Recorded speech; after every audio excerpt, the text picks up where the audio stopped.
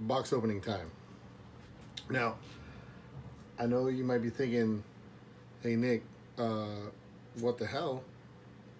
Uh, you're wearing the same shirt from the video a couple days ago. Well, that's because I actually filmed the video on HH Acadian Perique and this box opening on the same day. So, filmed the HH review, the Acadian Perique review in the morning, and then this afternoon, UPS showed up with 3 boxes. So, I mentioned that that I would order some tobacco. So I made a couple orders, a couple different orders, 3 to be exact. And then today I actually ordered some more. I'm not gonna do a box opening for that. I'm just gonna tell you now what I got. I got 4 tins of Solani Virginia Flake or Virginia Perique, the 633, the yellow tin. I got 4 tins of that, and I got 2 tins of deluxe Navy rolls. So I won't do a box opening for that. It's just 1 box. Figured I'd let you know. I don't know. Maybe you're not even interested anyway. So probably what I'm going to do is I'm filming this today because I want to open these boxes because I'm excited about what's inside. I got a couple different tobaccos I've either never tried or I haven't had in a long time, and I want to kind of check them out again. So the reason why I'm not going to upload this tonight is because I already uploaded a video today, and I feel like I just don't want to, I don't want to overload people with too much. So,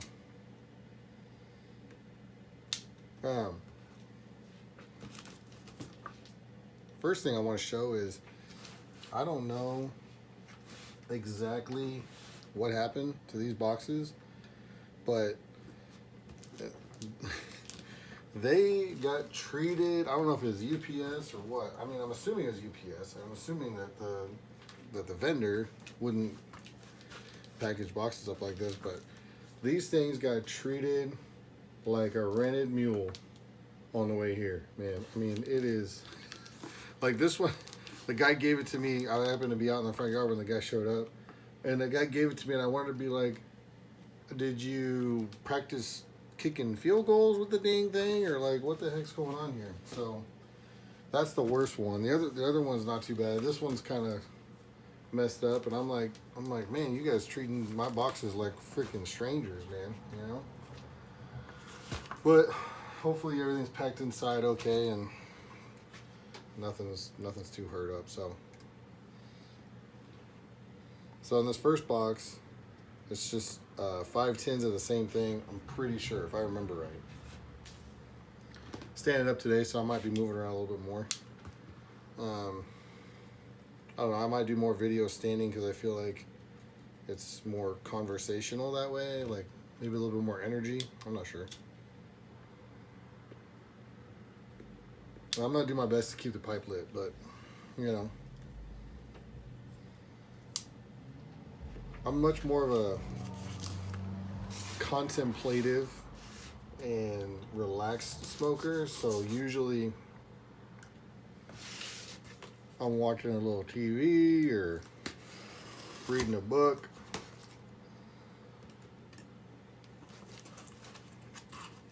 And I'm just constantly sort of lightly puffing on the pipe, and as soon as I start talking or doing anything like that, the whole pipe smoking thing kind of goes out the window. But looks like this package is packed up real nice, so that's good. Like I said, 5 tins of the same thing. I'm gonna unwrap the plastic so you can see.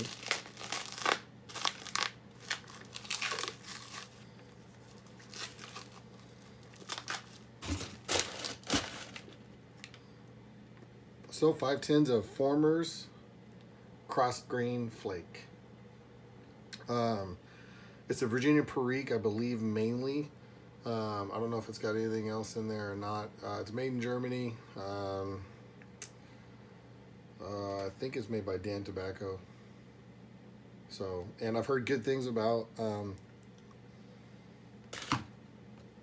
the Formers Virginia and Virginia Perique Flakes. I've got a couple tins in the cellar already. I don't have any of this. when I was younger, I would kind of buy a tin or two, see if I liked it, and then, uh, you know, if I liked it, I'd buy more. Anymore, I'm like, even if I haven't tried something, if it's in my wheelhouse, it's a Virginia Perique. What people say about it, seems like it matches up with what I would like. I usually start out at 3 tins. Sometimes I get more. This stuff can be hard to find, so I bought 5 tins. I would have bought more, but if that was the only thing I was buying, I would have bought like 10 or 12. But only bought 5 because I had to spread the money out. So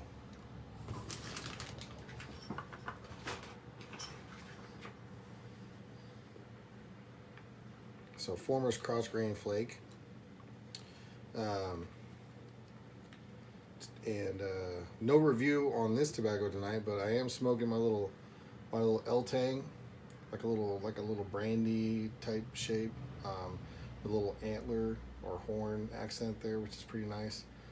And I'm smoking some Astley's number 44, which is it's a Virginia flake basically. I think it's like a dark Virginia flake. I haven't done a whole lot of looking on it. I don't think there's anything else in it. I think it's just a straight Virginia flake. I don't detect any Perique generally. I've smoked probably like a third of the tin. I just opened it like 4 days ago. It's pretty good, obviously. I do like it.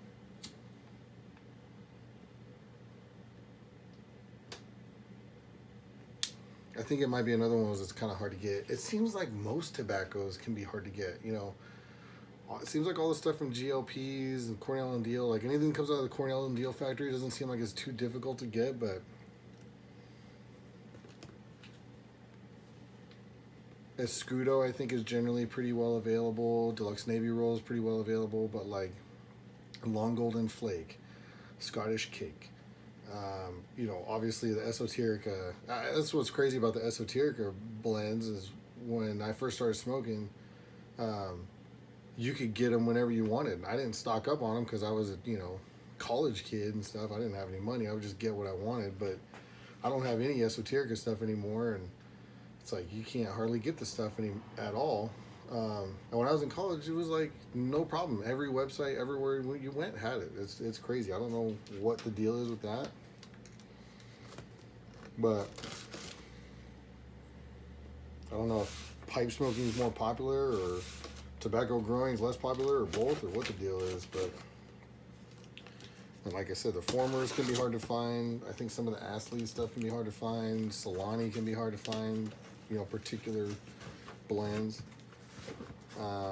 So anyway, what I'm not gonna do is I'm not gonna say what vendors I got these from, and the only reason for that is because I don't want like I think the Formers I don't think that they had very much when I bought it, so it's probably out. And I don't know. I just don't want to burn out. I don't want to not burn out. I don't know. I don't want to say what vendors in case, I don't want to piss people off and being like, oh, that's my little honey hole. That's where I get all my vendors. I don't know. I just figure it's better. I mean, there's only, I will say they're all in this, both vendors are in the States. Sometimes you can get lucky with, European stuff that, they would have stuff that isn't available here. But you're kind of taking a risk on if you're going to actually get it, depending on how Customs is feeling, I guess, and all that stuff. So, I mean, there's only, 8, 10, 12 places in the States you can get most of this kind of stuff. So, I mean, you guys can figure it out, do a little Google search if you're, and check it out.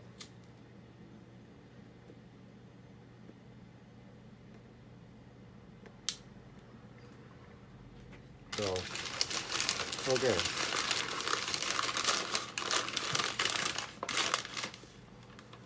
I knew what was in that box. I don't remember really what was in these boxes. Oh, yeah, look at that. I totally forgot about that. Wow, okay.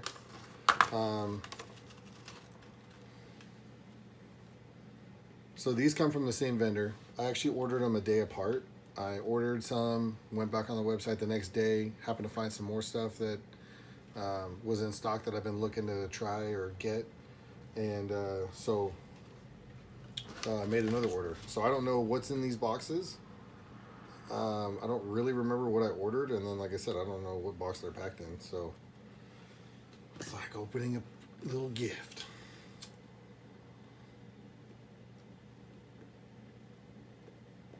And can't keep the pipe lit, so we're gonna try. So, totally forgot about this, but 2 more tins of cross-grain flake.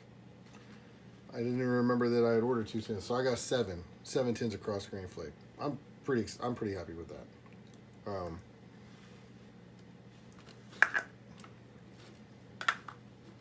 That means I can smoke one in the somewhat near future. With Virginia Periques, I generally don't like to smoke them like real fresh. My ideal scenario is I get to a place in my life where if it's a Virginia or Virginia Perique, I don't smoke it before it gets at least 10 years of age. That's where I'd like my cellar to be, is I can get to a point where I'm just smoking minimum 10-year-old Virginia Periques, and then obviously I'm gonna, I'll have Piccadilly, I'll have, all these other, change of pace, all these other things that I like. But that's my ideal scenario.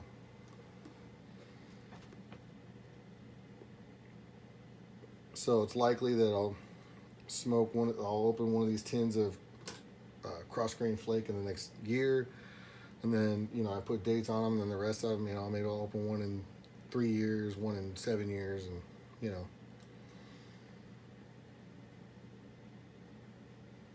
and by that time I'd hope to grab a couple more to backfill the age, and just kind of do that kind of thing if I like them enough to do that. And then the next one is this one's made by Dan Tobacco.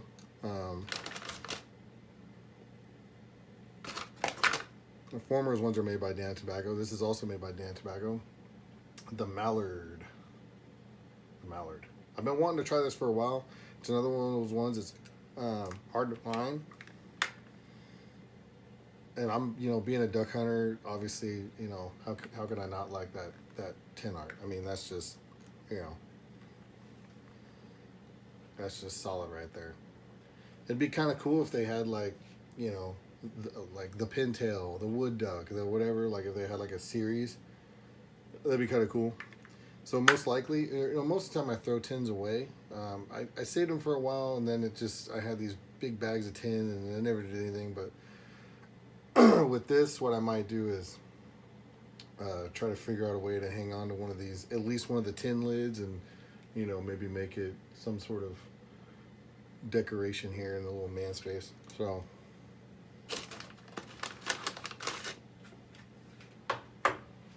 Okay.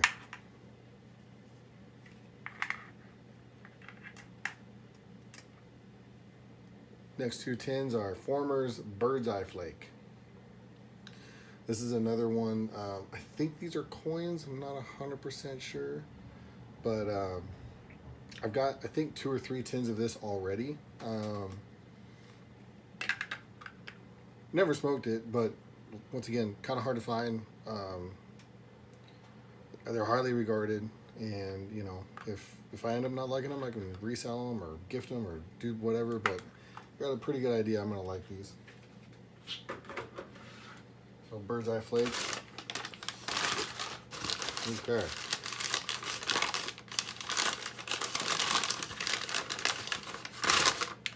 Oh yeah. And then I got 2 tins of GLP's Embarcadero. I really like this blend. I'm not a big fan of it young. In my opinion, the Izmir is a little bit too sour young, but a good bit of age on these things, and man, it's just a killer. It's a killer blend. So, GLP's Embarcadero. These are tins that I won't open for at least 5 years, minimum. And I'd like to wait at least 10 years if I could.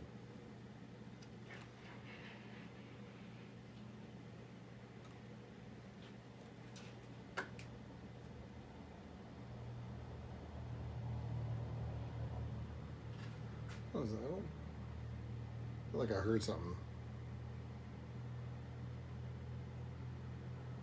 Anyway, I'm out in the garage, got the door open. Sounded like I heard a like something dragging on the road up there or something. I don't know.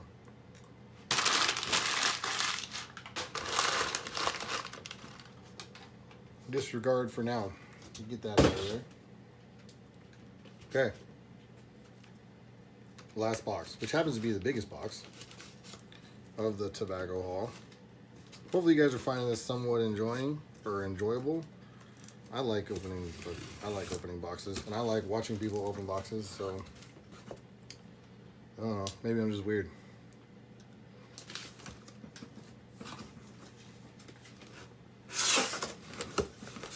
All right. Whoop.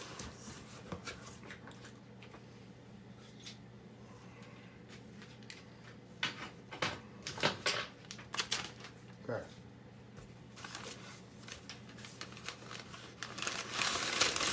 These are packed up pretty good, which is nice because, like I said, seemed like UPS was treating my boxes like a friggin' rented mule. So,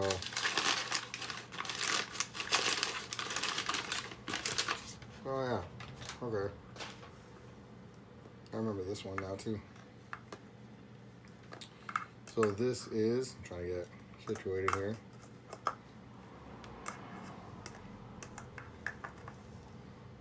Cobblestone Chess King. Cobblestone Chess King. These weren't really on my radar at all. I don't know.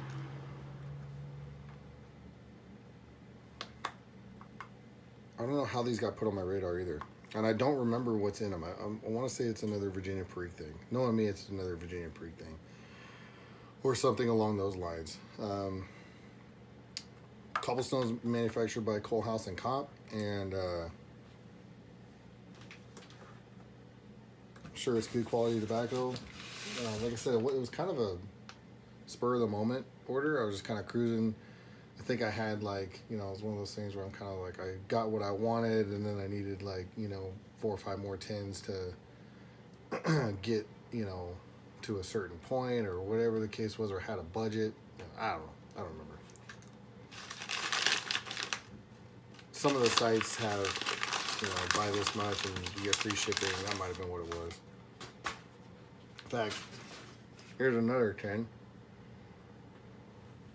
Like I said, I really didn't know what was in it. I really don't remember. So I got 3 tins of the King.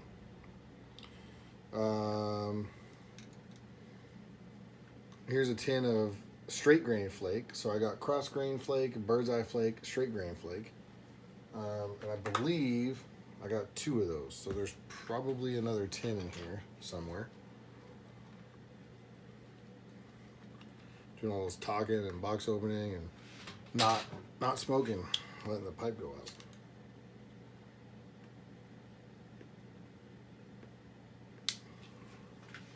Okay.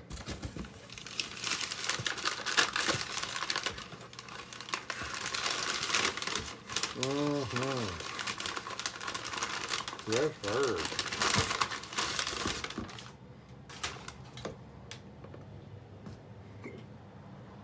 I'm only gonna hold up 1 tin, but I got 3, at least 3. There may be more in there. We'll find out. But what I just unwrapped was 3 tins of GLP's Piccadilly. Right there, GLP's Piccadilly. This is my, it's my favorite, I guess English tobacco.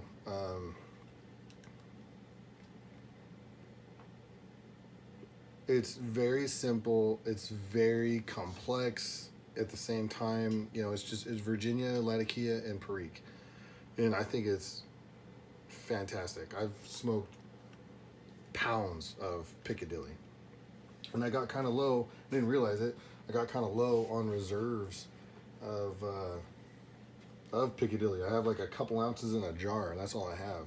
Luckily with this stuff, it's not like a straight Virginia or Virginia Perique. I don't feel that, aging for a whole bunch of time does it a whole lot of good.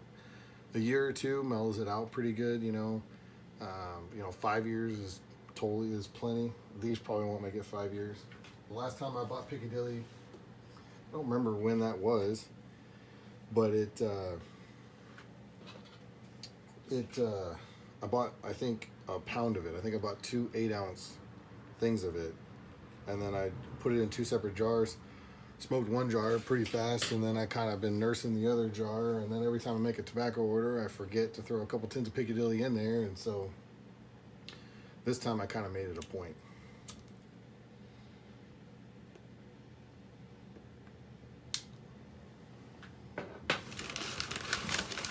I believe this is the last little roll right here. Oh yeah, okay. Once again, I'm only going to hold up 1 tin, but I got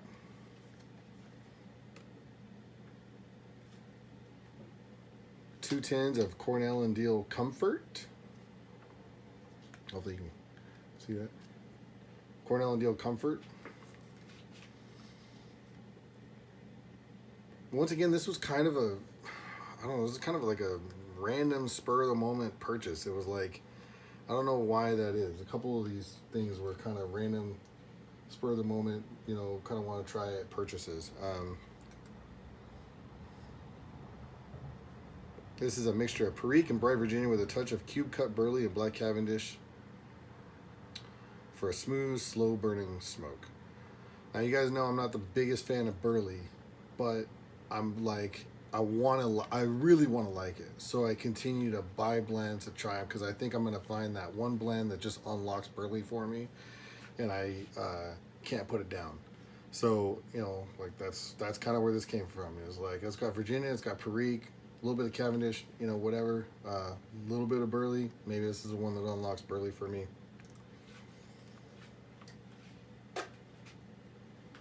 I don't know. I'll probably open one of those pretty soon. But this is what I really wanted to open. Like, I'll probably open one of these tonight. And that is Cornell and Deal Exhausted Rooster. You want to talk about tin art. How do you not love that tin art? You know, it's like, come on.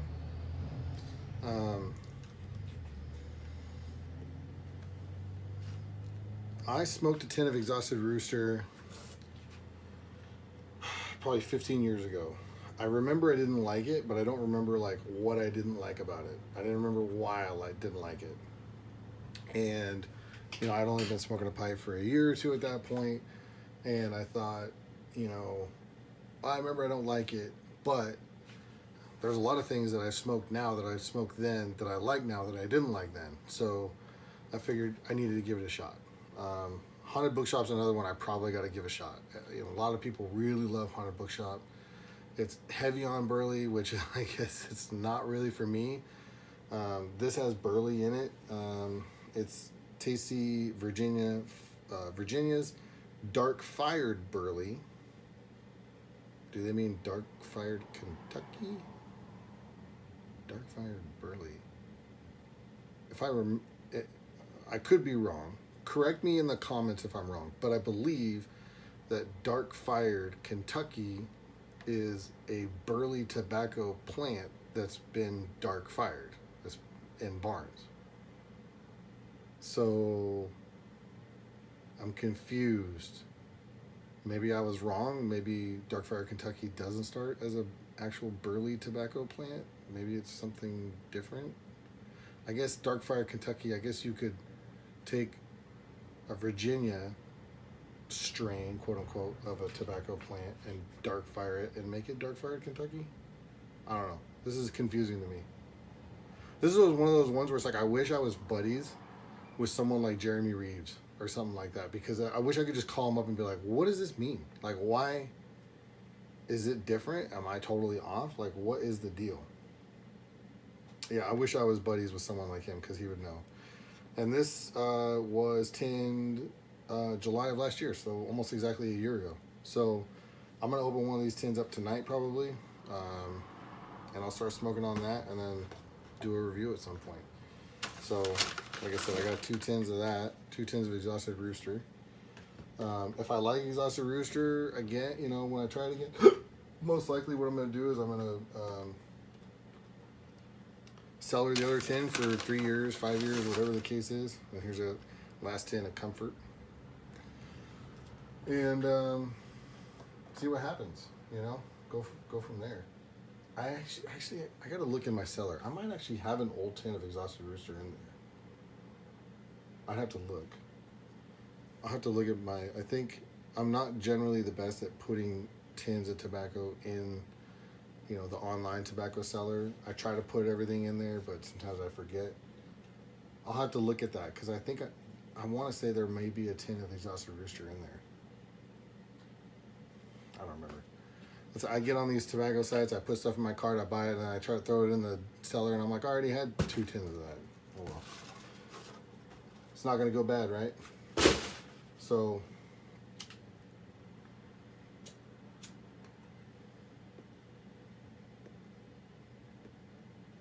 anyway, I'm going to get this stuff all cleaned up, probably tomorrow morning. I'll probably just leave it where it is tonight. Tomorrow morning I get it cleaned up. Astley's 44.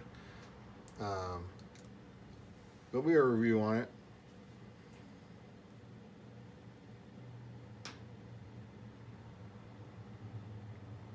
I like to smoke a good portion of that tin, you know, a tin, 3/4 of a tin, 90% of a tin before I give a review. Just want to give it that fair shake.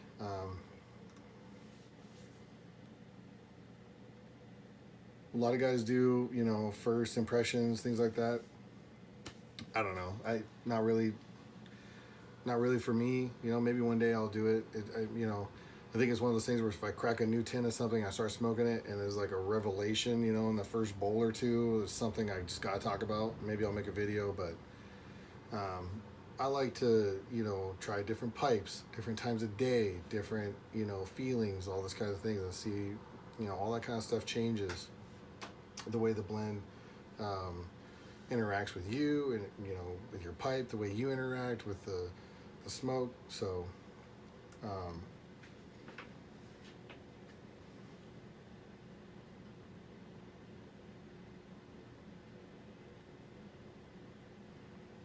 so we'll wait on that review. We'll do that in a week or two.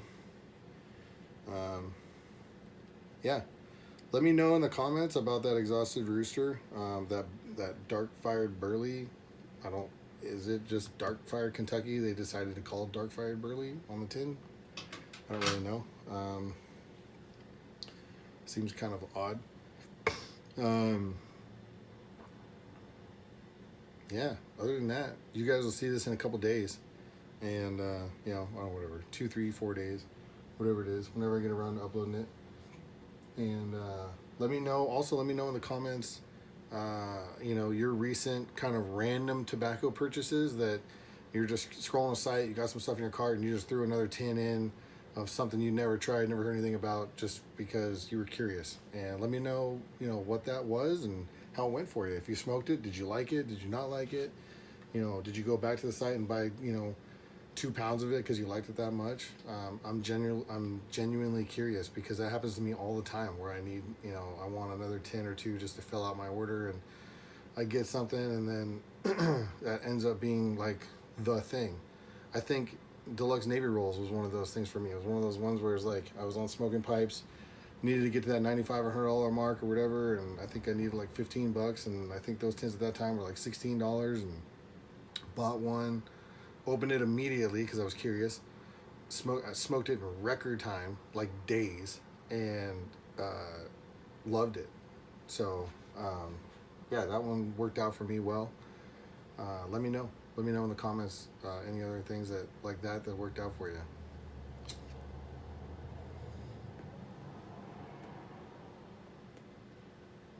Anyway, we'll see you in a few days. Adios.